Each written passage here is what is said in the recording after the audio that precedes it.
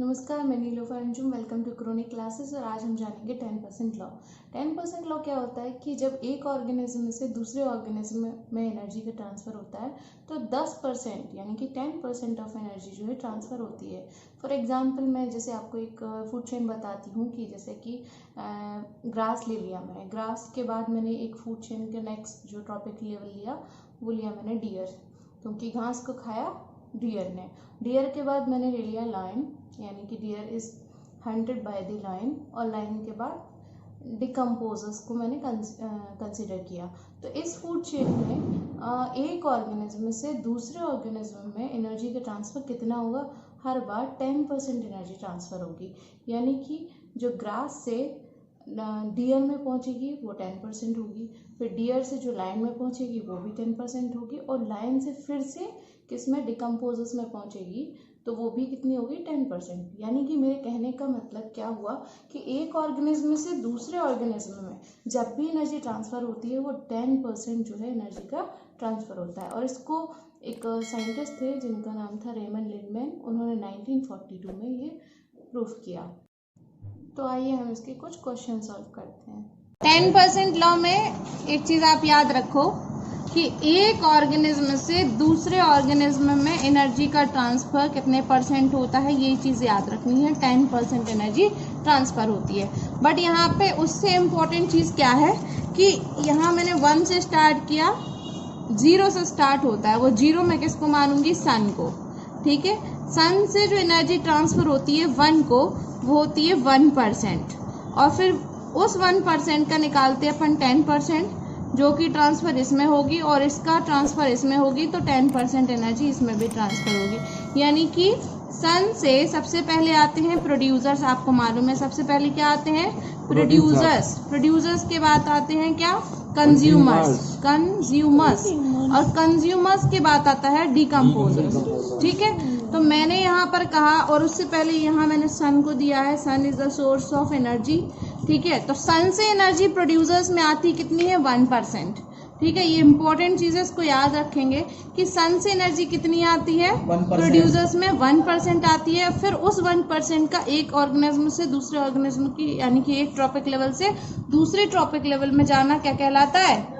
क्या कहलाता है? 10% लॉ। यानी कि एक ऑर्गेनिज्म से दूसरे ऑर्गेनिज्म में कितने परसेंट एनर्जी ट्रांसफर होगी? 10%। इधर से भी इसमें कितने परसेंट ट्रांसफर होगी? 10%। क्लियर हो गया ना? तो अभी इसका एक एग्जांपल देंगे। तो यहाँ पे हम क्वेश्चन देख लेंगे। मैंने क्वेश्चन लिखा है, calculate the amount of energy available to lion in the following food chain if plants have actually 1, 10, 100,000, 10,000, 20,000। ठीक है, 20,000 जूल ऑफ एनर्जी, यहाँ पे आपको दिख रहा होगा 4 0 है, of energy available from the sun. तो हम एक फूड चेन यहाँ पे बना रहे हैं। आपको फूड चेन में पहले से बता दे रही हूँ। ये है प्लांट, प्लांट्स के बाद होंगे डियर, और डियर के बाद होगा लायन। तो सबसे पहले मैंने लिखा यहाँ पे सन से जो एनर्जी, सन के पास कितनी है देखें। सन मैंने यहाँ बना दिया, दिस इज सन। तो इतना, सन के पास 20,000 जूल था, तो 20,000 का 1% आएगा प्लांट्स में। तो 20,000 का 1% कितना हुआ? 20,000 का 1% कितना हुआ? कैलकुलेट कैसे करेंगे? ये देखो, 2% इंटू 1 अपॉन परसेंटेज हटाते हैं ना, 1% लिखा रहता, परसेंटेज हटाते हैं तो सिंबल नीचे क्या आ जाते? 100 आ जाता। 2 0 से 2 0 कैंसिल हो गया, तो कितना आया? 200 जूल। किसके पास पहुंची 200 जूल? प्लांट्स के बाद। अब प्लांट्स के बाद जो डियर के पास पहुंचेगी, आपको बता चुके हैं 10% लॉ क्या कहता है कि प्रोड्यूसर से कंज्यूमर के बाद, और कंज्यूमर के बाद फर्दर इसमें 10 सेकेंडरी कंज्यूमर में, ठीक है, या डिकम्पोजर में, यानी कि नेक्स्ट टॉपिक लेवल में जो एनर्जी का ट्रांसफर होता है वो 10% एनर्जी का जो है ट्रांसफर होता है। तो अब 200, पहले इसका कितना निकाला? 1%। हमेशा याद रखेंगे कि सन से पौधों में 1% आएगा। तो 1% कैलकुलेट करने के लिए देखो, मैंने ये लिखा था, ये जूल ऑफ एनर्जी था, उसका 1% निकाला, तो परसेंटेज हटा दिया, तो नीचे अपॉन में 100 आ गया। ये 2 0 से ये 2 0 कैंसिल, ये कितना है? 200। तो इसके पास कितनी आई? 200 जूल। अब इस 200 जूल का क्या निकालेंगे हम? 10%, उतनी जाएगी डियर में। तो 200 का मीन्स मल्टीप्लाई 10%, तो 10 और परसेंटेज हटाते हैं तो नीचे क्या आ जाएगा 100। ठीक है, 0 से 0 कैंसिल, 0 से 0 कैंसिल, कितनी बची 20। तो डियर में कितनी पहुंचेगी 20 जूल। अब 20 जूल का फिर से 10% पहुंचेगा लाइन में, तो हम इसको फिर से कैलकुलेट कर लेंगे। बहुत कैसे करेंगे, 20 का 10% निकालेंगे तो 10/100 मैं आपको बता रही हूँ। 0 से ये 0, ये 0 से ये 0, तो 2 आया। ठीक है ना।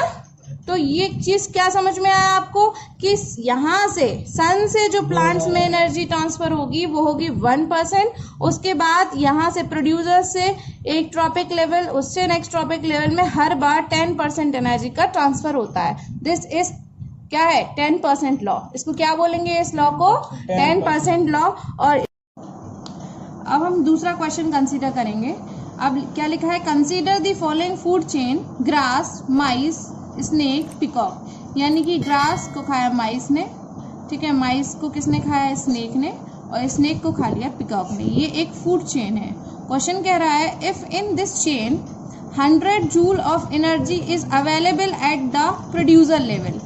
100 joule of energy is available at the producer level. Producer level आपको मालूम है किसको बोलते हैं, प्रोड्यूसर यानी कि प्लांट्स, और प्लांट्स माने यहाँ पे ग्रास। ठीक है, तो ग्रास के पास दिया है उन्होंने, हम लिखेंगे ग्रास के पास दिया उन्होंने 100 जूल। ठीक है, फिर उसके बाद then calculate the energy of energy transfer to the peacock as food. यानी कि ग्रास से माइस में कितनी गई, फिर माइस से स्नेक में कितनी गई, फिर स्नेक से पिकॉक में कितनी गई, उसको हम कैलकुलेट करेंगे। अब यहाँ पे हमको सन नहीं लगाना है। अभी हमने जैसे पिछले क्वेश्चन में देखा था कि हमने सन से 1% ऑफ एनर्जी का क्या किया था, ट्रांसफर किया था इसमें।